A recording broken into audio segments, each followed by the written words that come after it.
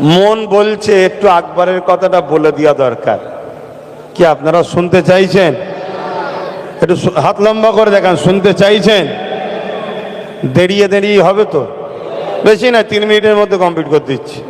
শোনেন, তা আকবর পয়সা দিয়ে মুফতি মৌলানা কিনে কিতাবটা লিখিয়েছিল। মোজাদ্দেদ আল-পেশানি রহমাতুল্লাহ আলাইহি নাম শুনেছেন?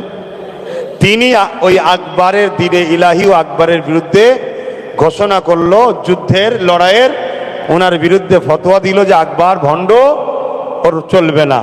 আকবরের হাতে রাজ ক্ষমতা, মিলিটারি আছে, পুলিশ আছে, আবার আলেম মুফতি মৌলানা কিনেছে। আকবর মুফতি মৌলানাদের বললে, আমার সব ভাড়াটিয়া মৌলানা তোরা পয়সা দিয়েছি, বদমাইশগুলো খেয়েছিস, আর আমার বিরুদ্ধে মোজাদ্দেদ আল-পেশানি ওই মুরব্বী লোকটা একা লড়ছে, তোরা কি করছিস? যা গ্রামগঞ্জে লেগে যা, সব যে আমার পক্ষে বুঝা।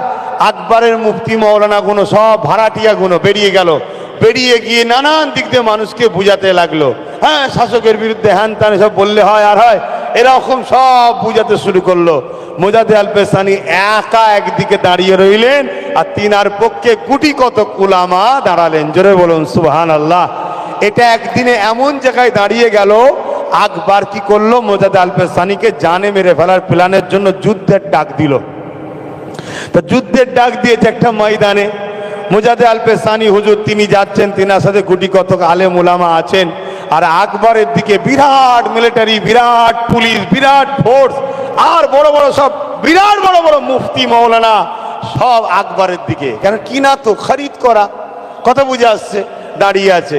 মোজাদ্দেদ আল-পেশানি গিয়ে আল্লাহর কাছে হাত তুললেন, আল্লাহ, এই জমিনের ওপরে আপনার পক্ষে আমি দাঁড়িয়েছি, আর আকবর শয়তানের পক্ষে দাঁড়িয়েছে। আপনি যদি এখন সাহায্য না করেন তো কখন করবেন?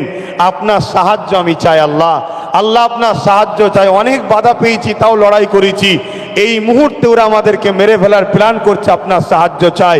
আল্লাহ পাক দোয়া কবুল করলেন। জোরে বলুন সুবহানাল্লাহ। বিশাল তুফান পাঠালেন।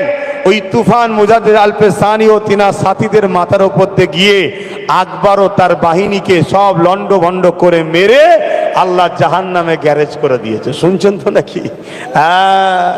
অতএব হকের পক্ষে কম তো কি হয়েছে, তোমাকে আল্লাহর পক্ষে থাকতে হবে। রাজি আছো না নাই? রোজার মাসে হাত তুলে বলো, রাজি আছো না নাই? হ্যাঁ, তোমার ওপর যদি স্টিম রোলার কেউ তুলে দেওয়া হয়, তারপর ওই রোলারের তলায় পিছাতে পিছাতেও তোমাকে বলতে হবে আল্লাহ, আল্লাহ রসুল ছাড়া অন্যদিকে নাই। কথা বুঝে আসছে?